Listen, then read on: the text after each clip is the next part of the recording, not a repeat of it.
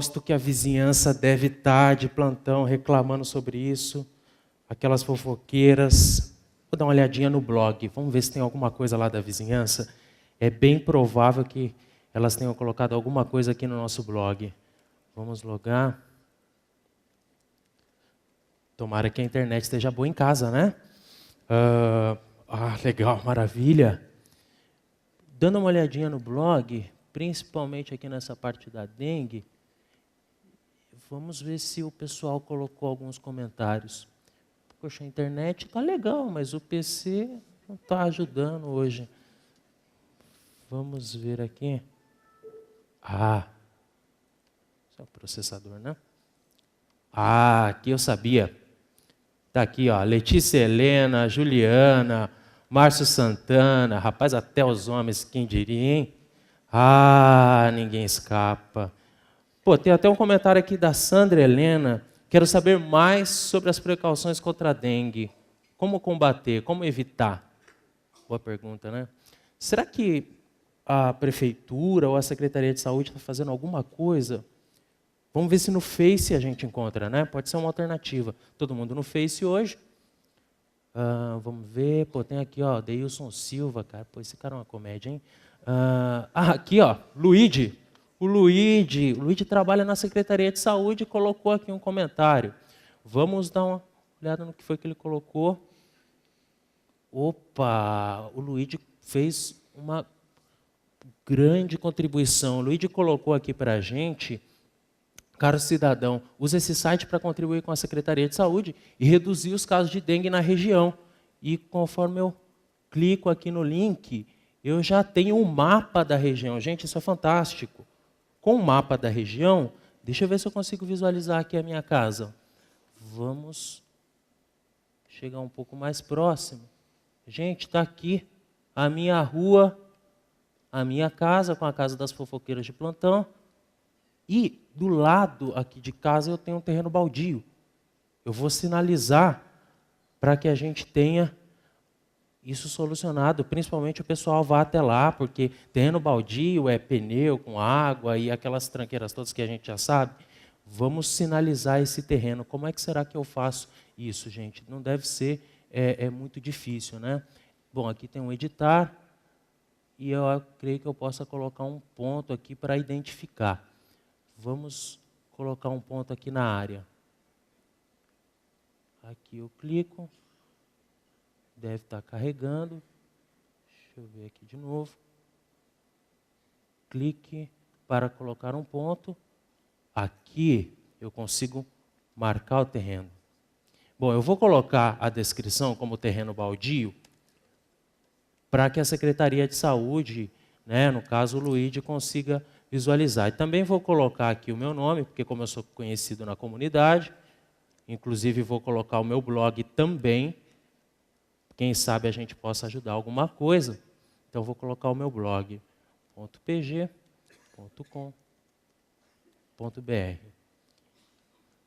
Bom, agora que está sinalizado, vamos torcer para que a Secretaria de Saúde haja rápido, né, minha gente? Vamos torcer. Nossa, só faltam 3 meses para o verão. Daqui para frente, vamos ter que intensificar bastante as nossas ações contra a dengue. Deixa eu abrir aqui o meu mapa de geocolaboração que eu publiquei e compartilhei com a população através de mídia social. Olha só que interessante. A população, os cidadãos aqui da região do Vale do Paraíba têm contribuído bastante. Olha quantos casos, quantas áreas aqui que eles identificaram. Essas informações têm ajudado bastante a Secretaria a combater a dengue. Vamos ver o que a gente tem aqui, próximo a essa área. Interessante. Eu tenho aqui uma colaboração do senhor Eusébio, que identificou um terreno baldio. Caramba, olha o estado desse terreno. Vou ter que mandar agora uma equipe da vigilância sanitária para fazer a limpeza do local e notificar o proprietário. Bom, mais um caso aqui de colaboração que a Secretaria atendeu. Bom, tem que pensar agora em como continuar essas ações para que a população possa cada vez mais contribuir com a secretaria e nos ajudar a identificar essas áreas de risco. Vou usar uma informação que eu tenho aqui, que são os casos de dengue, o histórico de casos de dengue no estado de São Paulo. Então, vou pegar essas informações e vou espacializar elas para que eu possa criar um mapa. Ok, com o mapa criado agora, vamos ver como que ficou a concentração dos casos de dengue no ano passado. Nessa região aqui, teve uma concentração muito grande de dengue. Bom, deixa eu atualizar o meu sistema online com essas informações e compartilhar com toda a secretaria. Bom, voltando ao meu mapa de geocolaboração, eu vou adicionar essas informações, esse histórico que eu acabei de compartilhar aqui no meu sistema.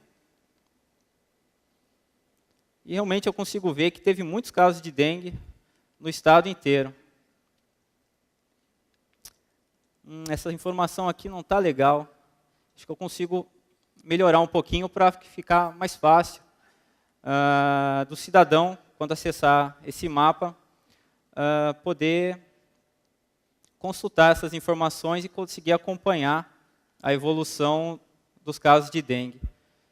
Vou desabilitar aqui um pouco os campos, tem muita informação habilitada, e vou criar um gráfico usando as informações históricas que eu tenho aqui de 2009 a 2012. Ok, acho que já está atualizado. Vamos ver como que ficou. Cadê o gráfico? Legal. Então, agora aqui eu tenho as informações de 2009, 2010.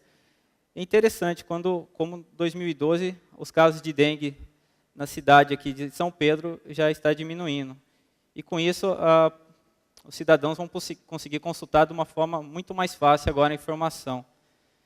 Bom, com o mapa criado, agora eu preciso compartilhar essas informações com todos os cidadãos. Lembrei, naquela colaboração que o senhor Eusébio fez, ele comentou que ele tinha um blog. Vou aproveitar então e vou enviar uma mensagem para ele aqui via Facebook, agradecendo a sua colaboração e solicitando também que ele compartilhe esse link desse novo mapa com a rede de contato deles, com as pessoas que acessam o blog dele diariamente. Ok, mensagem enviada. Poxa, essa coisa de blog é fantástico, né? O pessoal colocou aqui até os mapas que a CET está disponibilizando para poder diminuir o trânsito e tal, para poder ajudar. Isso é fantástico, né? Bom, será que eles responderam àquela minha solicitação que eu fiz aqui da dengue? Vamos dar uma olhadinha?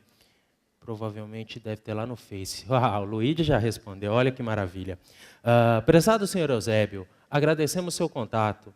Informamos que já foram tomadas as devidas ações no terreno baldio indicado pelo senhor para reduzir o risco de dengue. No dia 1º foi realizada uma limpeza no local e o proprietário foi devidamente notificado.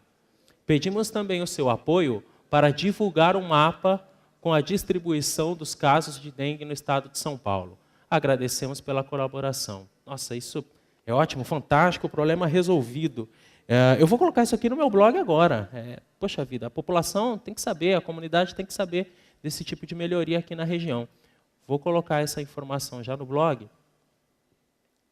E aqui, ótimo, já está. E vamos aproveitar para visualizar aquela notificação que eu fiz, que já está até aparecendo aqui como atendida. Provavelmente. Vamos ver se é ela mesma. Ah, sim, ela mesma. Poxa, legal. Informação tratada. E o que é isso aqui? Vamos clicar para ver? É sempre hora de receber bem o agente de saúde. Toda hora é hora de combater a dengue. Cuide da sua casa. Juntos somos mais fortes que a dengue. Nossa, que interação legal, gente!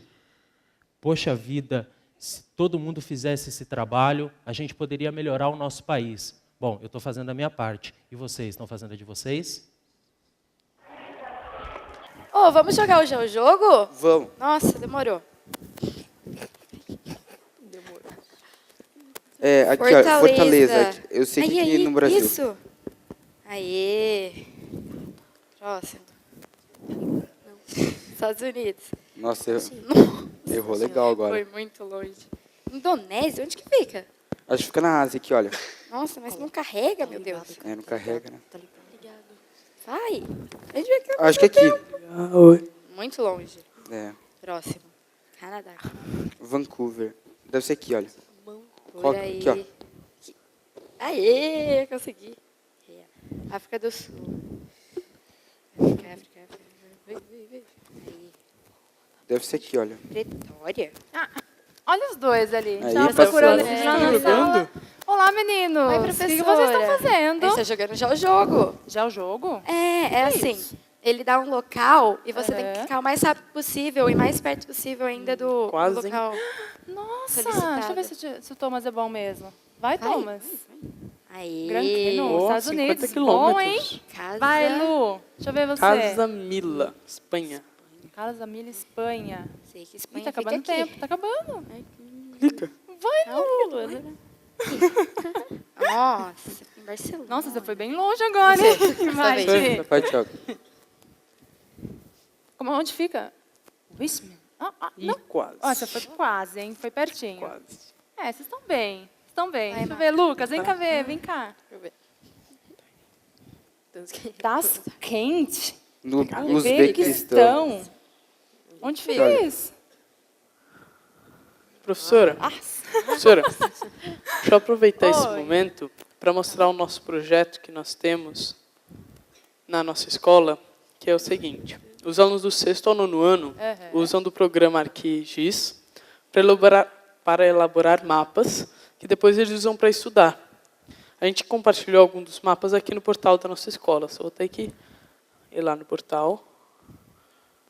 Sair. Vocês fizeram um portal da escola no Já. ArcGIS, foi isso? Que Isso. novidade, hein? Tô gostando de ver. Gostei da atitude de vocês, hein? Está logando. Foi. Demoraram muito ou não? Foi rapidinho. Pá. Esqueceu a senha, né? Poxa. Não. Aqui? É só por arquigis.com. Entra no nosso sistema. Agora sim. Pronto. Agora Muito vamos curiosa entrar. para ver esse portal, hein? Pelas atividades que vocês fazem, deve estar cheio de informações lá, hein?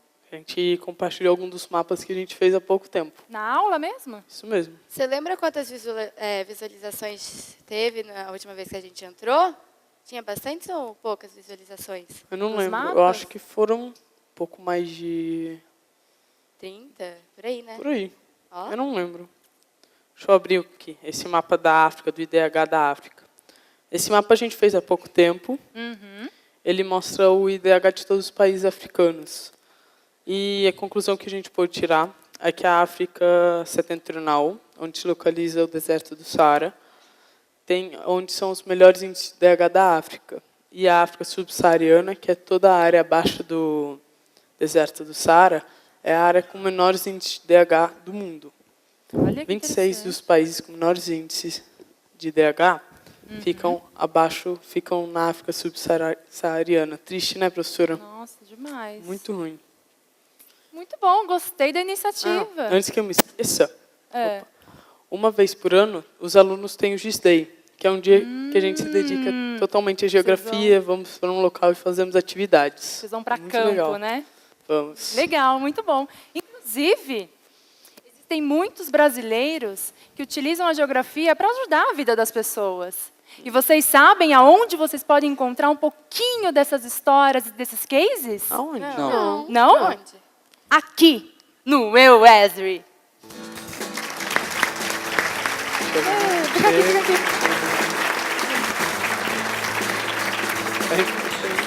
Tá ligado? Tá ligado? Deixa eu ficar aqui no meu lugar, deixar o pessoal importante no meio. O que a gente viu pode parecer muita novidade, mas é muita novidade realmente. Todos utilizando cloud, todos utilizando o ArcGIS Online. Não à toa. Vocês ouviram algum nome de produto? Não. A tecnologia é para ser utilizada como meio para a gente chegar ao sucesso, para nós termos benefícios resolvendo o nosso problema de negócio. Eu pensei num texto para falar 1 hora, mas vou limitar dizendo, curtam bastante o EuEsri. É um momento que todos estão aqui para compartilhar, aprender e geocolaborar. Agradeço a todos e agradeço a vocês pela atenção também. Muito obrigado.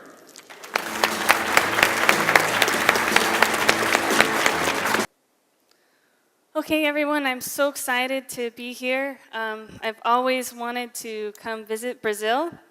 I wanted to go to Carnival, but Imagine wouldn't change the date for me, so I'll come again later.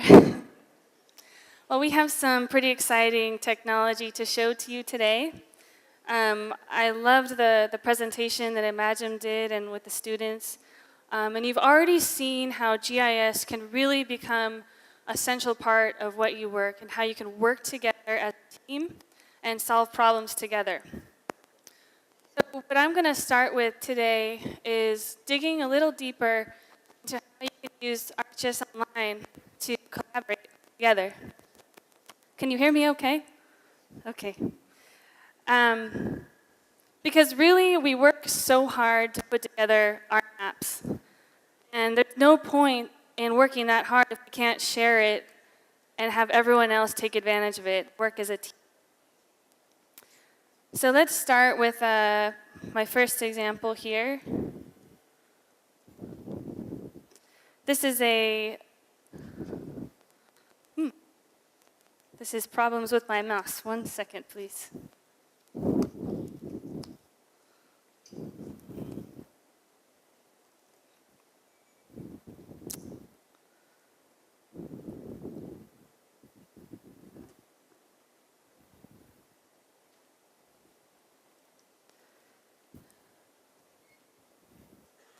Okay, so I'm actually going to show you a blank map. We're going to start with from scratch to make a planning.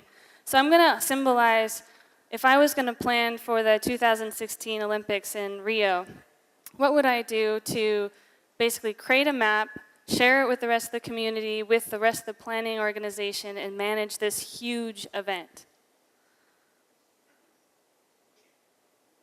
So I'm going to bring over a map package that I've created. And here I have Maracanã Stadium. I guess you guys all must know this stadium pretty well. So this map I want to share with my organization. So before, what I had to do in order to share my map is put a server together, install all my software, package up all my data, and then share my map. With 10.1 is all I have to do is share as a service. So I can share with my organization directly from the desktop to my account on ArcGIS Online. So I have this organization called Olympic Games for Rio in 2016. Huh? Take it out. Hello? Okay, you can still hear me. We're very dynamic in this presentation today. Thank you very much. Okay, so let's continue with publishing this map. And what this allows me to do is actually package up everything, and so that I don't have to depend at all on what I'm on my map on my desktop. So it's going to put it all together with me and then share it in ArcGIS Online. It's going to also check to see if I have any errors. And in this case, it tells me I don't have enough credits. So what I need to do there is say, I want feature access. I want access to the actual parts of the map rather than tiling it. So I'm going to publish that. It's creating all of the components it needs to be able to make that available. And here we can see my organization. So let's go and have a look and see what got published. Thank you, Julie. I'm going to make a map. Oh, sorry. Let's go and see what got published. And actually, I want to make a map that Carlos can use. So here I have my planning map. And this is interesting, but what I'd like to do is add additional data to this. So I have an option to search within my organization or within all of ArcGIS Online to collaborate and pull in a big mashup to add value to this map. But rather than doing that, what I'm going to do is just add data directly from a CSV file. So you can see it already got located directly on my map. But there's something else I'd like to do. I want to personalize this experience. So to do that, I'm going to change the symbology. And what's valuable here is that I can actually pull in all the attributes that came with that CSV file. So I locate it on the map, and now I can actually change to show the size of the symbol based on maybe the capacity of each event location. So here I can pick the symbol that I want to use, the number of classes, and pick my favorite symbol, some size, and then I'm done.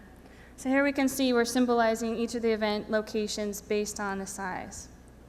Finally, there's one other thing that's interesting. When they click on each one of these events, event locations, I wanted to show a little bit information about that event.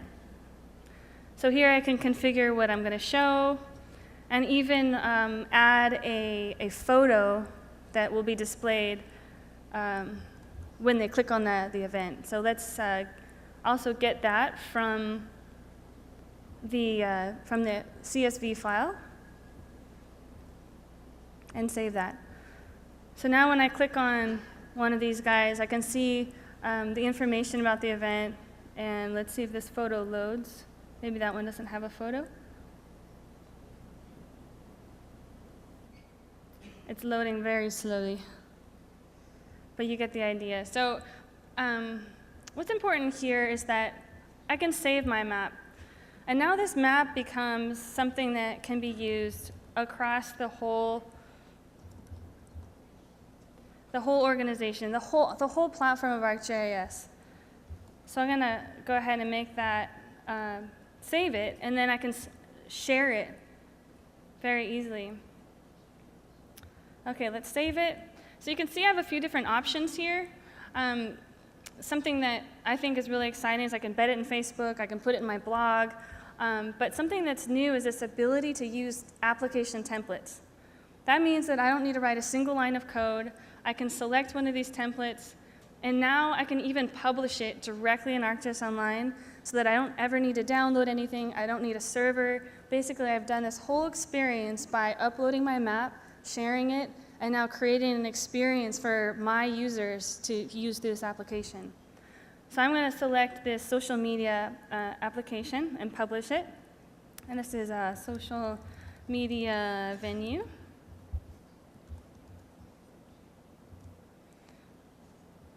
So now I'm going to save this, but I want to do one more thing, and that's actually configure it. So I'm going to do all of the configuration for this application directly on within ArcGIS Online.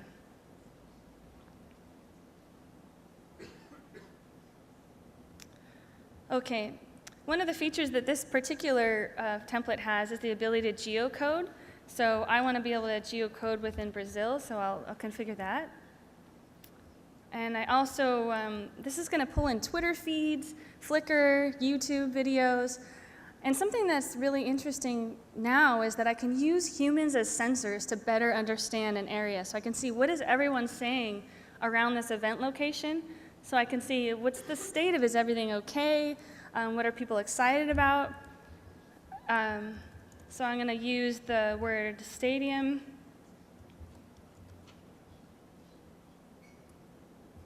For all of these feeds. And now we'll see what everyone is saying about this location. All right, so I've saved my application, and now I can actually open it up and see what happens. So let's see if we can find National Stadium. Oh no, what's it? Let's see. Maracana. Let's see. So I've found all these different options. I'm not sure if I searched for the right thing.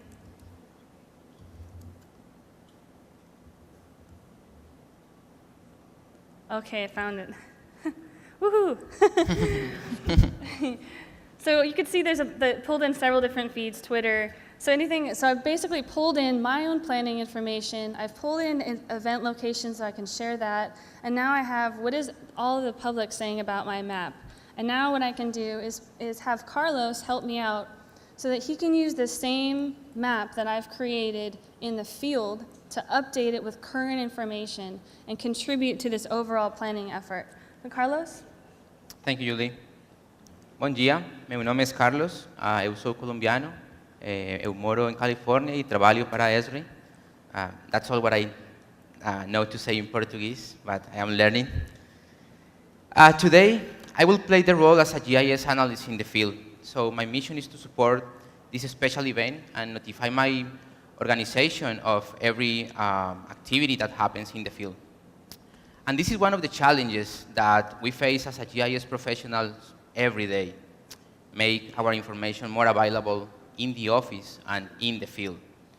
So taking advantage that Julie already published this map, all I have to do in my mobile device is to sign in on our GIS Online. So what Carlos is doing is he's actually going to edit the same map that we're looking up. And just to keep Carlos honest, I'm going to move it to see what his updates, if they show up. Are you done? Yeah, okay, so right now I am connected. I have just the same map that Julie has in his office. So what I'm doing now is trying to collect all the events that I notice in the field. Remember that I am out. I am in front of the stadium of Maracana, and the first thing that I notice is that things are not really exactly how the guys in the office designed it. So I just will proceed to make some updates. And you will see in real time in Julie's screen all the things that I am updated. The first thing that I will do is to create a special area for the public.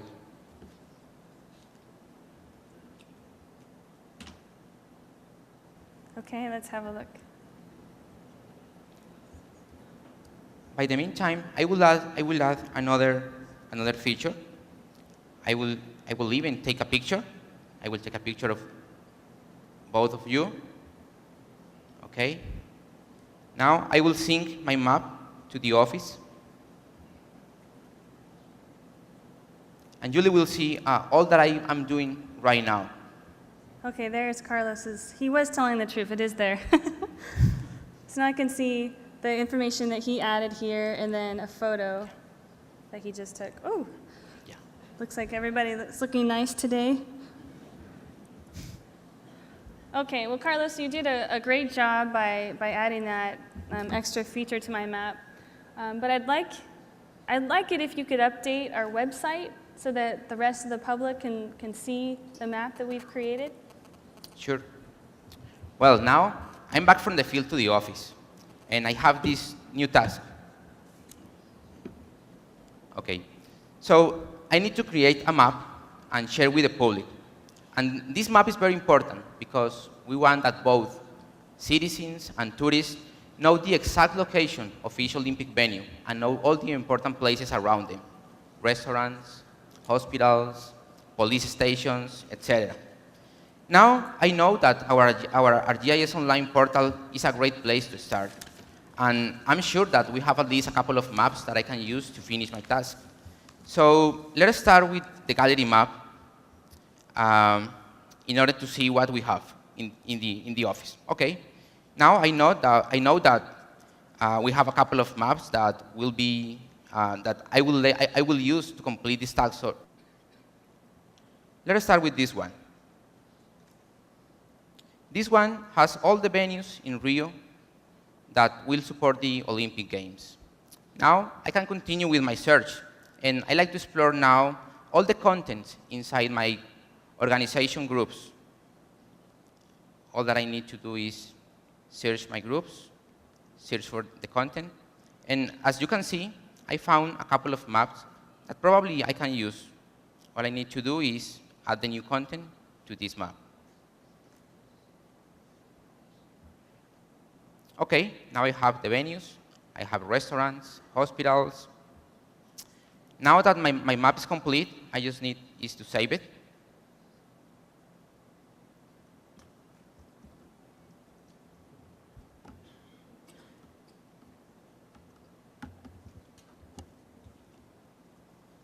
And it's done.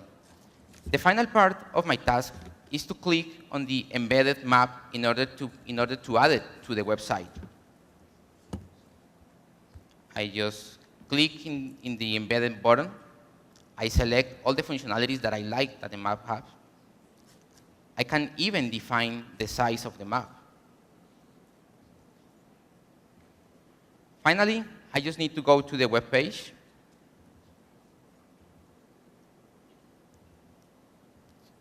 Find the desired location. When I want to create this new map, I will replace this image. And all I need to do is to paste the code.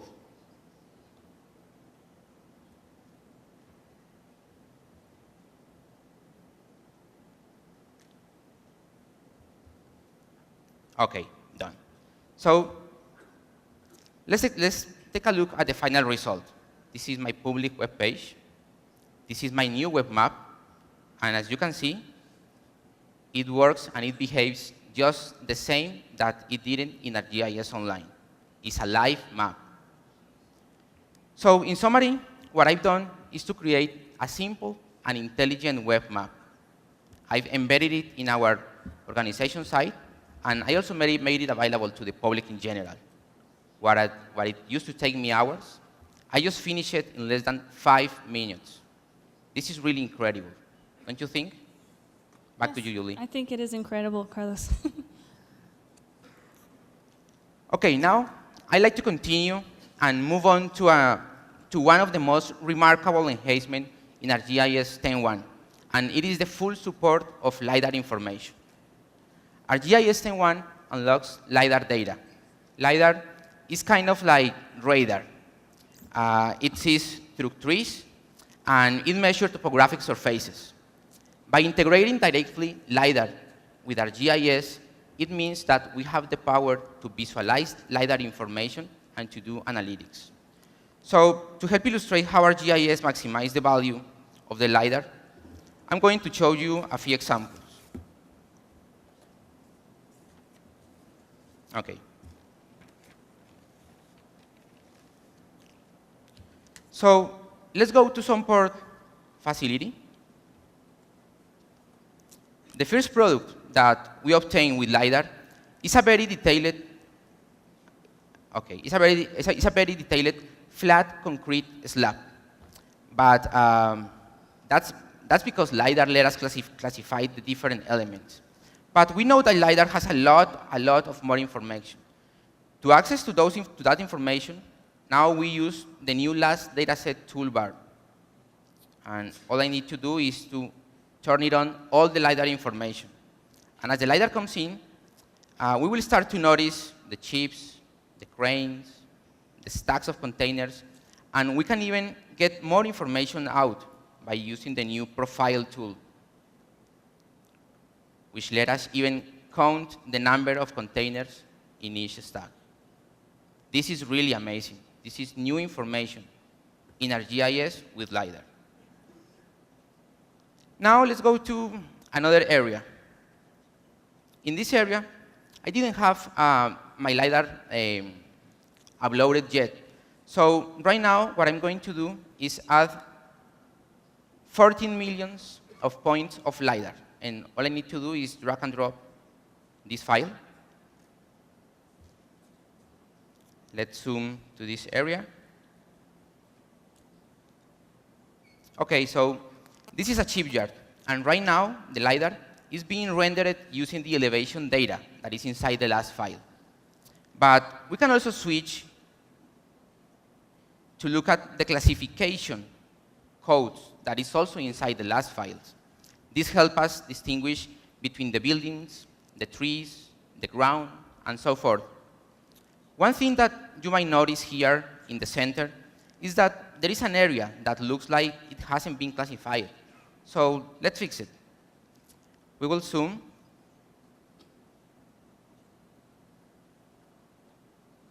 Okay, it looks like a building.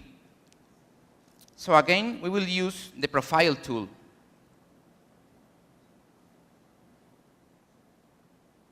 Yes, definitely it's a building. So what I need to do right now is just select the points and say with our GIS that those points are a building. Apply the changes, and that's it. Now, we can make a double check of our work, and we have a new 3D window.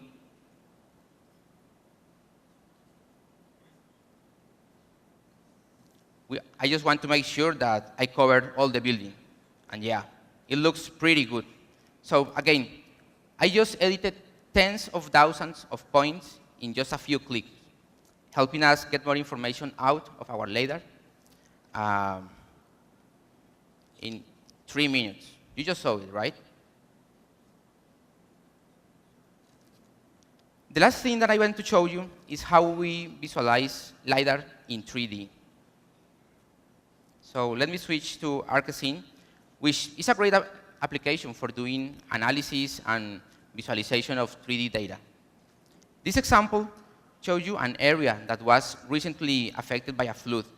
And we can see some things, a building in the back, some roads, some power lines. But we know that there is more information in this LiDAR. This LiDAR actually has true color values for each point in the point cloud. And we can turn it on and see a great 3D picture. Now, this is a pretty impressive visualization. And we can see a lot of details.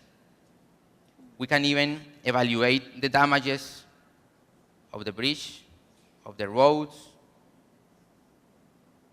We can see that this hangar is severely damaged. All the gray area is water. So this is a very compelling visualization that we can use in our decision process. I hope that I've been able to show you how these new tools for managing, editing, visualizing, and analyzing LiDAR information maximize the value of our LiDAR data with our GIS.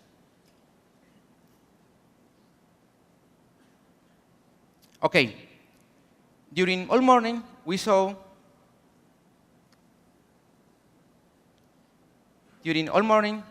how our GIS integrates with different types of data: vector data, imagery, LiDAR, Microsoft Office, CSV files.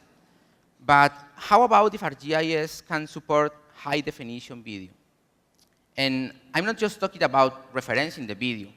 I'm talking about, what about if we became this video in new type of data source? Well, in our GIS 10.1, we have a new add-in called Full Motion Video to support this. Let me show you.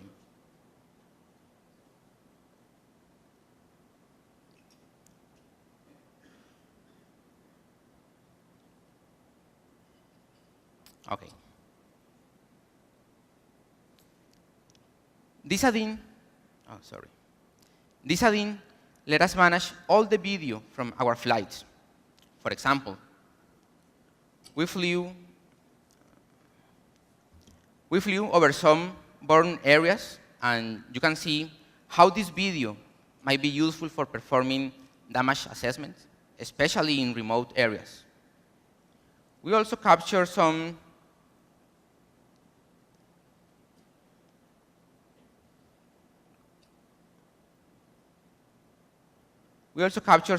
thermal infrared video of a chemical facility.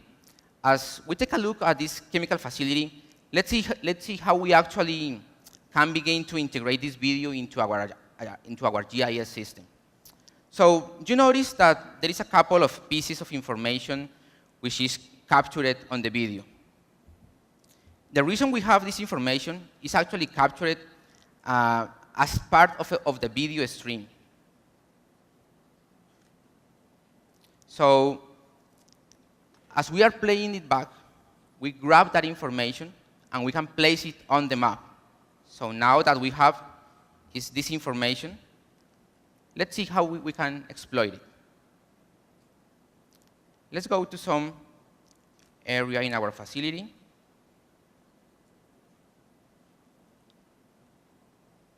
Okay. So here we can see here our facility, and some elements is missing. Okay. Okay. So I'm going to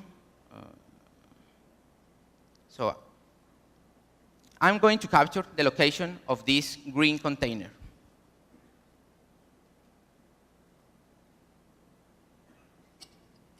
As you notice, as soon as I finish to digitize in the video, the element is just right here as a feature of the feature layer. Let me get another container, this red container right now. Again, as soon as I finish, I have this container with attributes and with the location. Well, I am looking at this video, and I noticed also a couple of fuel trucks sitting here in the park lot. So let's go to add those cars to my map. Okay.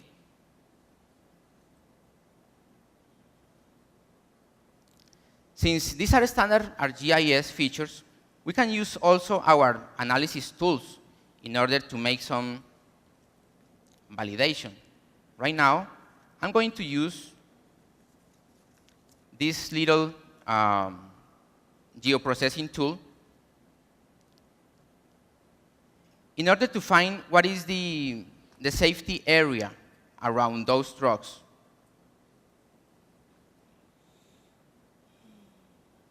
Okay, everything is complete. And now we see the safety area around the trucks, the safety file area around the trucks. So let's take a closer look of the video again.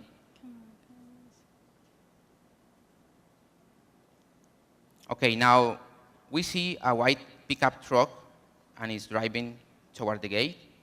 And in front of the gate, we can see a guard walking back and forth.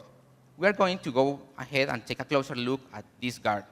So let's switch over to the thermal infrared image. Now we can see a little bit better.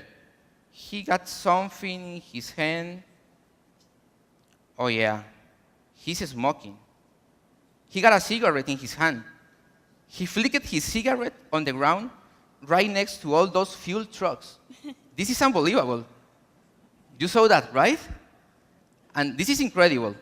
We can see this little cigarette in this guy's hand when we are flying at mile over the ground. And that's because of the GIS. We know why that is dangerous. We know about those fuel trucks on the other side of the fence. So this is a pretty simple example, but you can see the power of bringing the full motion video into our GIS, where we can use our standard tools, and most important, make better decisions. Back to you, Julie. Thank you, Carlos.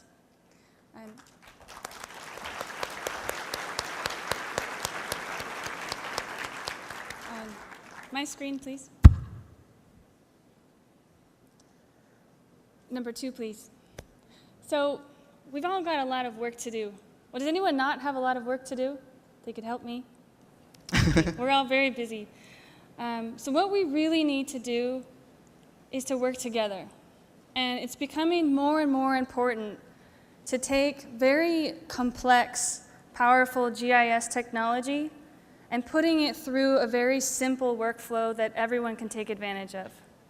Also, this needs to be available across all platforms. That's because we want everyone to contribute to what we're working on. And that's really the story of the runtime that we have with ArcGIS. So I'm going to show you a couple examples of demos that we've put together to really take a pretty complex GIS story and really make it very clear and simple for how you can present it to your workforce to get your job done. So we'll start with the Windows platform. This is a WPF application. And as you can see, it has a pretty nice interface. I have here a utility network. And I'm going to geocode to my first location and find out a house that, let's say, doesn't have electricity. And so now I can run a fuse trace to find out what the electricity flow is to that house. So really, I've really kept a very, very simple user interface, but behind the scenes, I'm using an enterprise geodatabase. I'm using a network trace, a utility network, a geoprocessing tool. All of this presented in a very simple flow so that my colleagues can get their job done. Okay, so now you get to see this wonderful application. Okay, so here we see a bunch of oil fields. This is an oil field, and I'm going to start an inspection. But to get started, first I need to find out where my stops are for the day. So let's go to my email. And here I have a CSV file with all my stops. So that's going to load those all in. They've all been located on my map. But I need to do something. I'm not going to start at one of these locations. I'm actually going to start at my home field office. So I'm going to go to my contacts and find out where my home office is. Here it is. And I'm going to use that as my first stop. Okay. So how do I know the best route to get to all my different stops? Well, let's have a look at my stops. And let's make my home office my first location. And now I'm going to route to find the optimal route to each one of these different stops. Okay, so that's great. Well, I think my internet might cut out. So I need to download my route that I can still use because I still have access to my GPS. I'm going to download my field information. I'm even going to download my base map. So first, let's download the route. Okay. And now I can use a local base map. So let's simulate me not having internet. So we'll go into airplane mode. Go back to application. Okay. So now I have here my routes, and now I'm going to continue my work. I can still look around and use my map locally. So I'm continuing my work now. So I'll make an inspection. Let's start that. And today my name's going to be David. I know I don't really look like a David, but let's select a photo. Let's say that one. Okay. So now I've done my inspection. I sign off on it. And then I'm done. Okay. So we're still offline. And now let's say I go back to the office. I need to share all my work with everyone else. So now we need to get connected again. So let's go off of airplane mode and go back to application. Okay, are we connected? It says offline.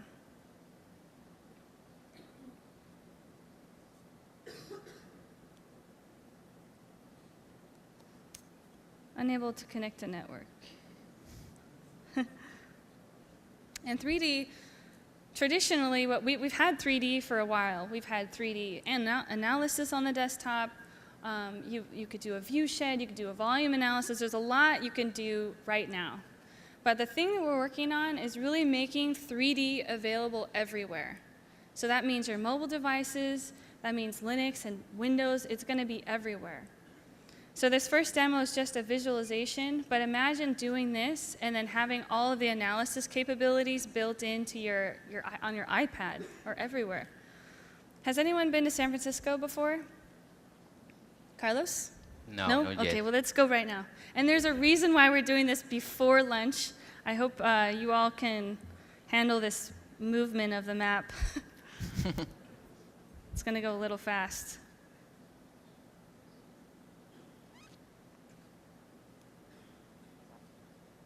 Okay, we're going to San Francisco.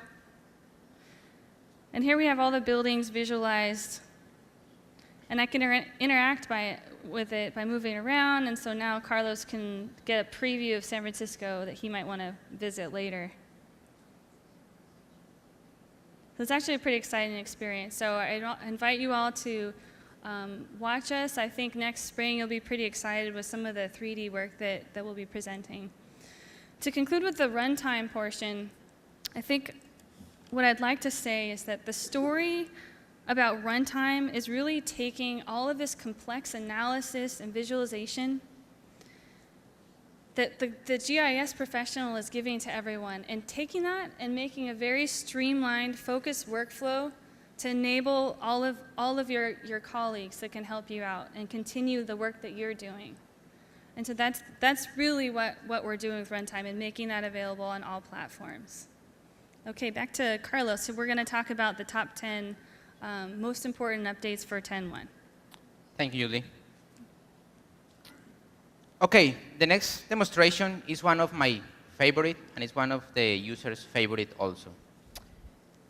The top 10 countdown of productivity improvements of ArcGIS 10.1 in desktop and server.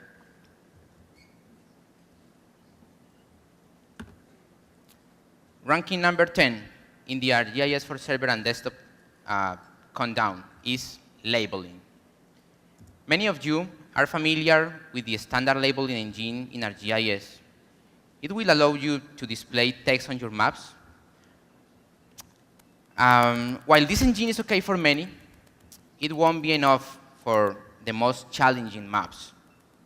For example, this one.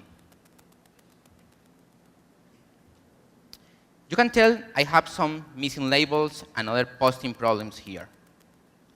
Well, the standard labeling engine has really no comparison with Maplex.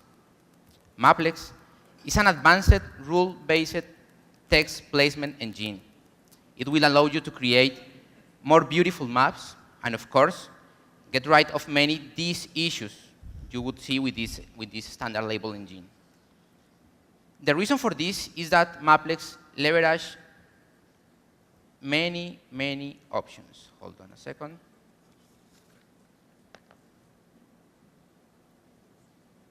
Okay.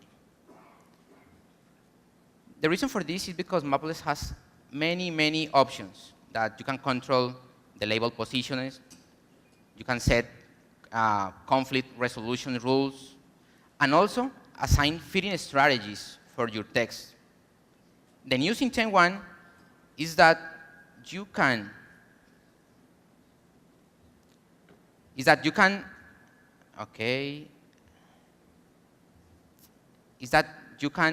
configure as default the Maplex label engine. But now Maplex is included with all editions of ArcGIS server desktop, basic, standard, and advanced. This is top number 10.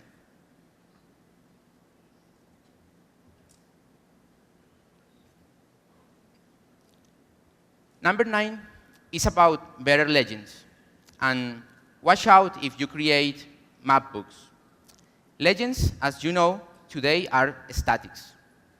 So they will typically display all the legends on your data.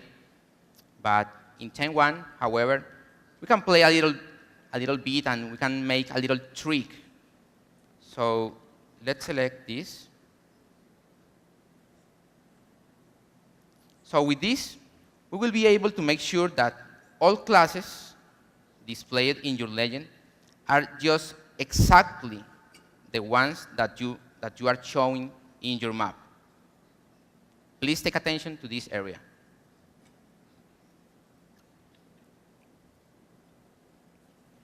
Dynamic legends in ArcGIS 10.1.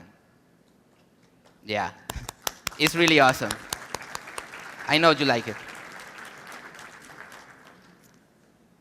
Number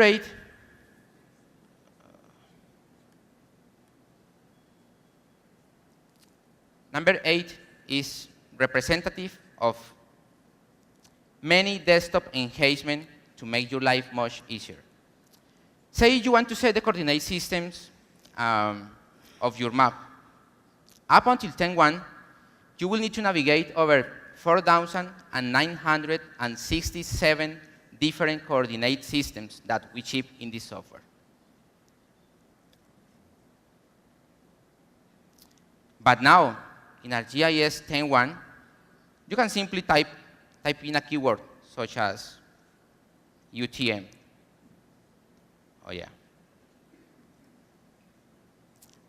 If you like this, it's probably because you know your UTM zone.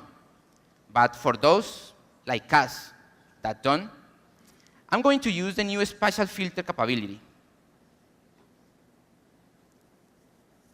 And to make sure that only the UTM zone that is relevant to my map shows up. And here we go. That's it. Ranking number 8.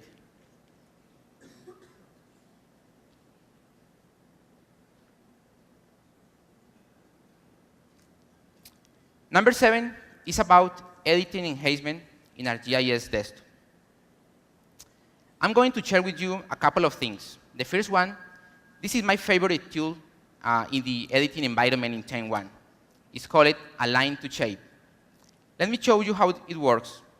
Okay, first, I'm going to define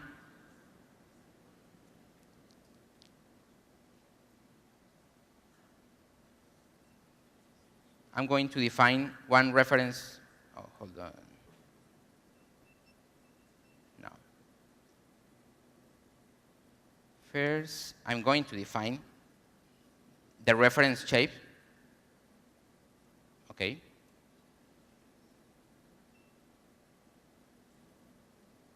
Now, I'm going to select the layer that I want to align. So, okay. So please take very attention on these areas. As you saw, this forest is not aligned. There are a lot of empty spaces. So let's see what happens if I create 10. It's better. 20 is much better. 40. Okay, now the feature is aligned. I just want to say align. And that's all. How about that? You like it? This is the ranking number 7, align to shape. Number 6 is the second aspect that I really like about editing in desktop in 10.1, and it's called editor tracking. The beauty of the editor tracking is that when you enable in your database, we are going to keep track of what people do on your data. So I was editing.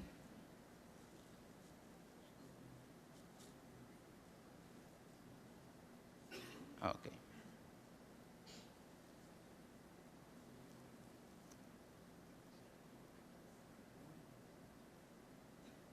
So every single feature that I edit, as you can see, they put my username.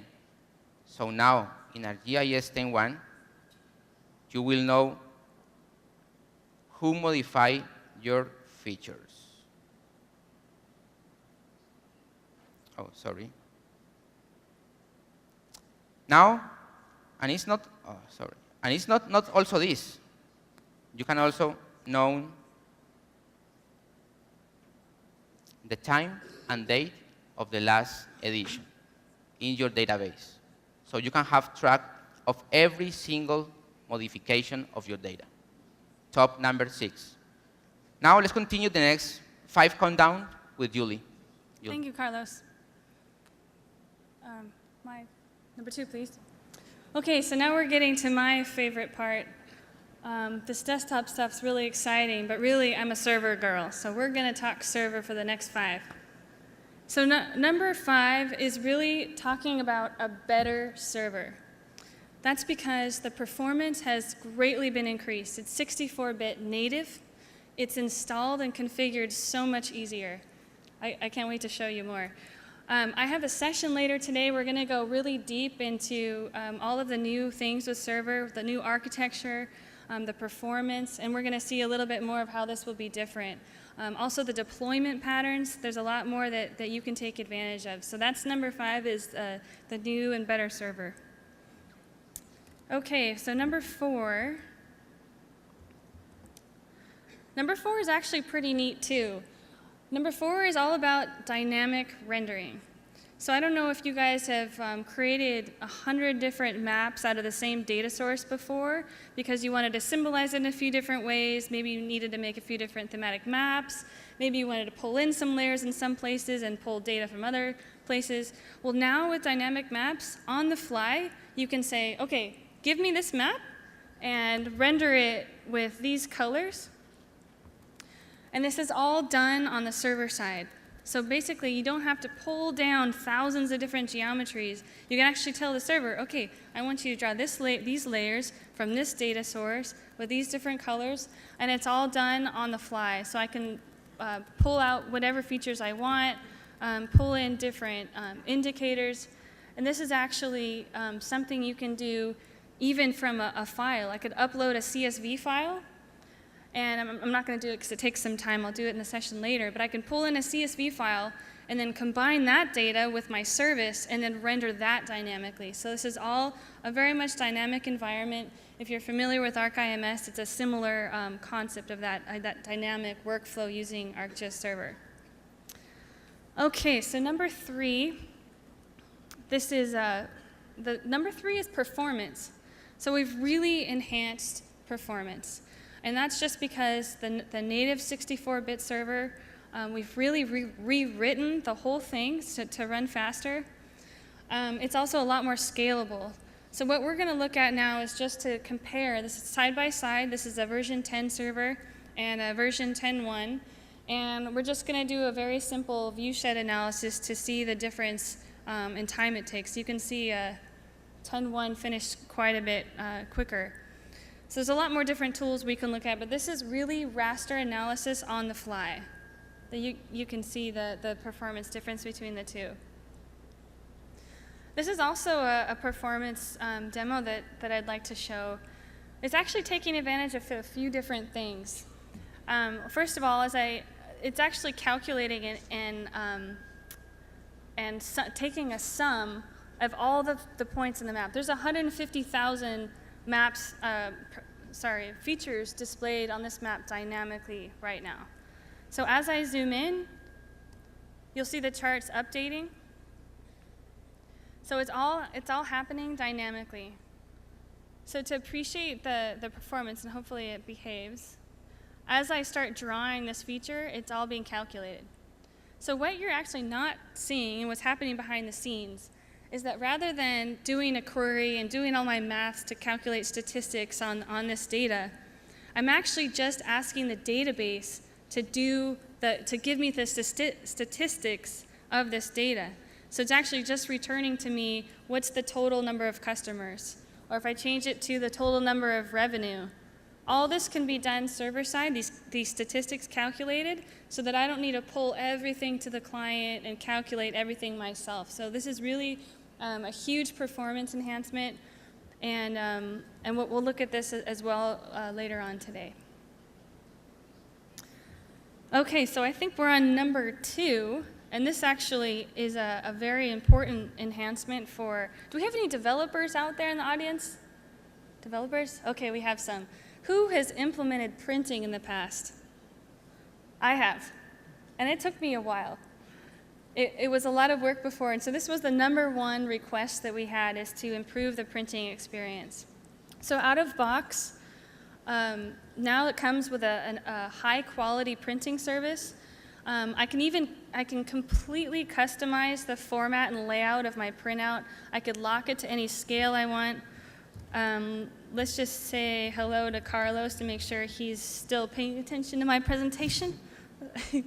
And so now I'm going to just show you how I can take this map and then make a nice printout. It could be a PDF, a JPEG, basically whatever I want to do, and then it's a quick print service using my own map template. So later today, we'll look and see how you can create your own custom print templates so that you don't need to program one line of code, and you can even pull it into one of these configurable viewers that we have. Okay, I would like to know if anyone in the audience can guess what number 1 is. No, it's not Carinthia. maybe in another context. But what number 1 is the ability to share, because we've been seeing that all morning. So with sharing, really all of the components of ArcGIS come together. So for desktop users, what we've done is you could take your work, you can share it directly as a service right from desktop and make it available either on your own server or on the Amazon cloud or ArcGIS Online really quickly through this simple workflow. And then here we would see it on ArcGIS Online. So I think to conclude, what I really would like to say to you is that, really the new experience that ArcGIS 10.1 delivers to you is really meant to take GIS technology and make it more valuable by making your work more accessible. We can really understand the world where we live better by using GIS and empowering the people that we work with all of our technology through simple workflows.